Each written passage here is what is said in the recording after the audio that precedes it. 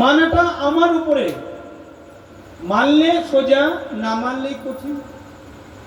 তা আপনারা গীতার কথা শুনবেন না? শুনছি তো দাদা, এক কান দিয়ে শুনছে আর এক কান দিয়ে বার হয়ে যাচ্ছে। রথের মেলায় এক ভদ্রলোক পুতুল বিক্রি করতে গেছে। তিনটে পুতুল একই রকম দেখতে। সকাল থেকে রাত হয়ে গেছে, তিনটে পুতুল আর কেউ কিনছে না। কেন কিনছে না? একটা পুতুলের দাম 10 টাকা, একটা পুতুলের দাম 100 টাকা, একটা পুতুলের দাম 1000 টাকা। তা যেই কিনতে আসুক সবাই বলছে দেখতে তো একই রকম, কিন্তু দাম কেন আলাদা? তো যে মূর্তিকার, যে তিনটে পুতুল বানিয়েছে, মূর্তি বানিয়েছে, বলছে তিনটে পুতুলের বিশেষটা আলাদা আলাদা। বলছে আমাকে দেখাও। তা একটা পুতুলের কানে দেশলাই কাঠি ঢুকিয়েছে, আর এক কান দিয়ে বেরিয়ে গেছে, তার দাম কত? 10 টাকা। আর একটা পুতুলের কান দিয়ে কাঠি ঢুকিয়েছে, মুখ দিয়ে বেরিয়ে গেছে, তার দাম 100 টাকা। আর একজন আর কান দিয়ে ঢুকিয়েছে কাঠি, পেটে চলে গেছে, বেরোয়নি, তার দাম 1000 টাকা। আপনাদের দাম কত? ভগবান তো একরকম পুতুলই আমাদেরকে পাঠিয়েছে, ভাও তো আপনারা আপনাদের মতোই করে নিয়েছে। বলেন আপনাদের দাম কত? 10 টাকা?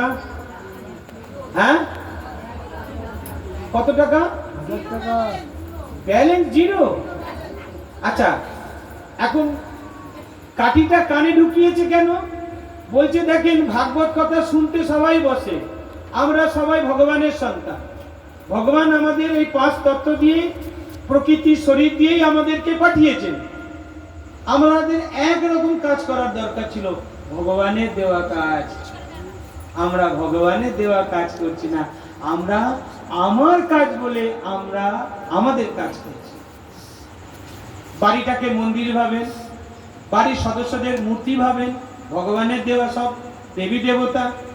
আপনি উঠোন ঝাড় দেন, তাদের জন্য রান্না করেন, ভোগ রান্না করেন, কোনো কষ্ট আসবে না। আর যদি কোমরে হাত দিয়ে আর ঝাঁটাটা নিয়ে আমাকেই ঝাড়ে দিতে হবে, তো আপনার মতো কষ্টের আর কেউ নেই।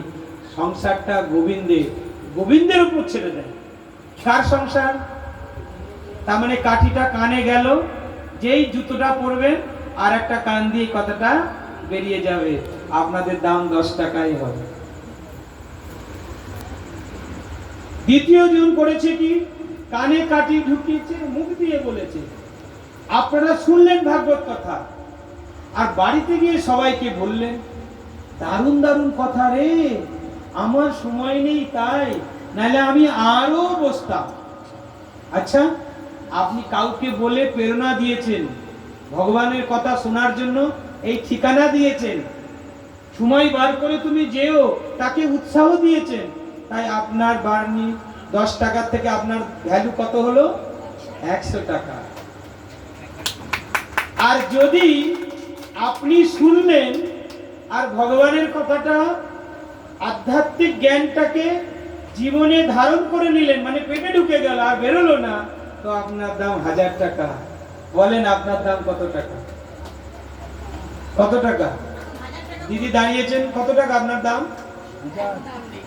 দাদারা আপনারা যারা ভেতরে বসে শুনছেন, কত টাকা আপনাদের দাম? আপনার 1000? আর 1000 কে কে আছেন একটু হাত তোলেন দেখি।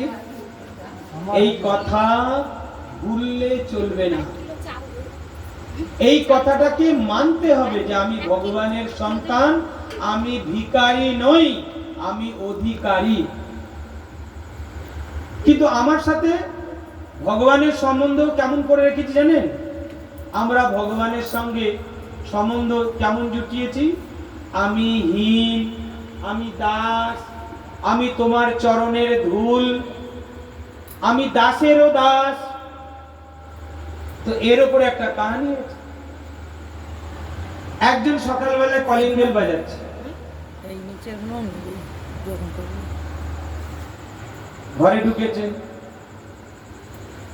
কাজের লোক সবকিছু করেছে, তাকে মাসে কিছু টাকাও দিয়েছে, দিনে 3 বার খেতেও দিয়েছে।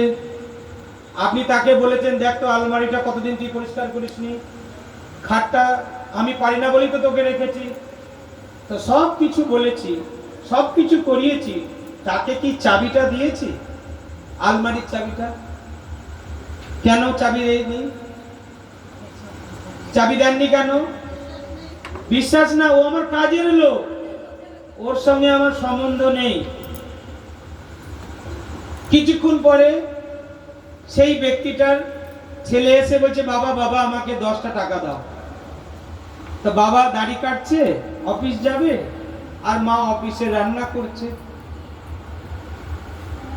মা বলছে তুই বাবার কাছ থেকে নে, বাবা বলছে মার কাছ থেকে নে। তো ছেলেটা বলছে তুমি দাড়ি কাটছো, মা রান্না করছে, তো দেবেটাকে? ও আচ্ছা, দেখ ওইখানে আলমারি আছে, চাবি আছে, ওখান থেকে নিয়ে নে। চাবিটা কখন পেল? চাবিটা কখন পেল? কাজের বউ চাবি পেল না, চাবিটা কে পেল? কেন না? ও ব্লাড কানেকশন, ওটা আমার ছেলে, আমি মরে গেলেই তো সব ওই পাবে। তাহলে আপনি কার সন্তান? ভালো করে বলেন, শুনতে পাচ্ছি না।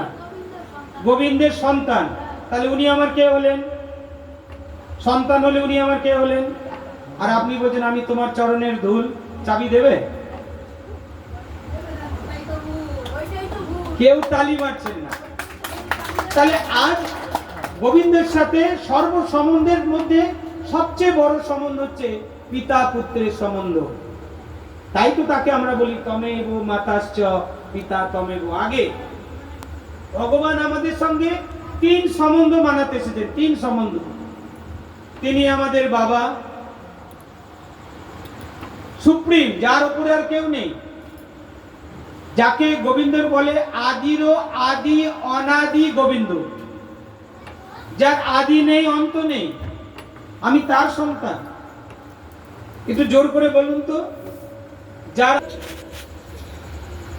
দাস হলে হাত পাততে হবে, হাতে দেবে কি? ওই মানি ব্যাগ খুলে 1 টাকা। আর অধিকারী হলে সবটাই আমার। তাহলে তিনি আমাদের সুপ্রিম ফাদার, তিনি আমাদেরকে মা বলেন সর্বোচ্চ পিতা, যার ওপরে কেউ নেই। তিনি আমাদের টিচার। যখন কুরুক্ষেত্রের যুদ্ধ চলছে বা চলবে, কে কাকে জ্ঞান শুনিয়েছিল?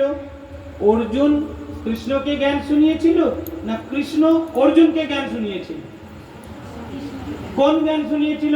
হিংসার জ্ঞান না অহিংসার জ্ঞান? হিংসার জ্ঞান, অহিংসার জ্ঞান। তাহলে যুদ্ধতে তীর চালাচালি হলো, যে কত লোক যে মারা গেল, হ্যাঁ? অর্জুনের জন্য তার চালালো। ও, এইগুলো শুনতে হবে। যেগুলো শুনেছি তার সাথে মেলাতে হবে, যে যেটা শোনার দরকার সেইটা শুনেছি, না যেটা শোনার দরকার নয় সেইটা শুনেছি। কুলো দেখেছেন তো? কুলো ঝাড়লে নোংরাগুলো বেরিয়ে যায়, আর ভালোগুলো সামনের দিকে না নিচের দিকে আসে। এখন বুদ্ধিরূপী কুলোতে ঝাড়ো, যে অর্জুনকে কোন জ্ঞান শোনালেন। সমস্ত শাস্ত্রে দেহের বর্ণনা আছে, গীতা শাস্ত্রের মধ্যে দেহের কোনো বর্ণনা নেই। ওই জন্য একটা শব্দ লেখা আছে ভগবানুবাচ। কি বাচ? ভগবানুবাচ। তাহলে আমি আর সবাই মাথায় হাত দেন। কার মাথা? একজনও কিন্তু বলেন না আমি মাথা। তাহলে আমি কে? এইটাই অর্জুনকে জ্ঞান শোনাচ্ছে, যে অর্জুন আগে তুমি জানো তুমি কে, তোমার ভেতরের যে শক্তি তুমি আগে বহিঃপ্রকাশ করো। আর তোমার যে রথ তুমি চালাতে পারবে না, সেই রথ আমাকে দিয়ে দাও। কারণ আমি যুদ্ধে অস্ত্র ধারণ করব না, কিন্তু আমি তোমাকে বাঁচাতে পারি। ঘুমাচ্ছে, কি সুন্দর কথা, কোনো ডিস্টার্ব নেই। এখন একটু ঘুমিয়ে নেই, বাড়ি গিয়ে তো আবার আটার সঙ্গে যুদ্ধ করতে হবে, একে জাগিয়ে দাও। ঘুমাচ্ছিলেন না? কি কথা বলছিলাম বলেন, টেস্ট হয়ে যাক, আপনি ঘুমাচ্ছিলেন না ঘুমাচ্ছিলেন না। সজাগ হয়ে শুনতে হবে গোবিন্দের কৃপা লাভ করতে গেলে। ঘুমাচ্ছে, ভুলছে। তাহলে এত সুন্দর কথা শোনার পরে যদি কেউ শুয়ে যায়, তার মতো তো আর দুর্ভাগা কেউ নেই। ঘুম যদি পাই চোখে জল দিয়ে আসো, অনেক ঘুম ঘুমিয়েছে, এখন তো জাগো, জাগানোর জন্য আমি এসেছি। আর উনি আমাদের সদ্গুরু, যিনি গুরুরও গুরু, সদ্গুরু, আমি তার সন্তান। তাহলে এক রূপে তাকে ভুলতে পারি, কিন্তু দুই রূপে তাকে ইয়াদ করতে পারি। দুই রূপ ভুলতে পারি, তাকে তিন রূপে ইয়াদ করতে পারি। বাপ ভুলে গেলেন, টিচার ভুলে গেলেন, সদ্গুরুকে তো ইয়াদ করা যায়। আমরা সদ্গুরুকে ইয়াদ করছি না। আমরা মন্ত্র বলছি গুরু ব্রহ্মা, গুরু বিষ্ণু, গুরুদেব। তাহলে গুরু ব্রহ্মা, গুরু বিষ্ণু, গুরু কে হয়ে গেলেন? দেব, গুরুদেব বলি না। এবার তাহলে প্রণাম করছি কোন গুরুকে? গুরু রেব পরম ব্রহ্ম।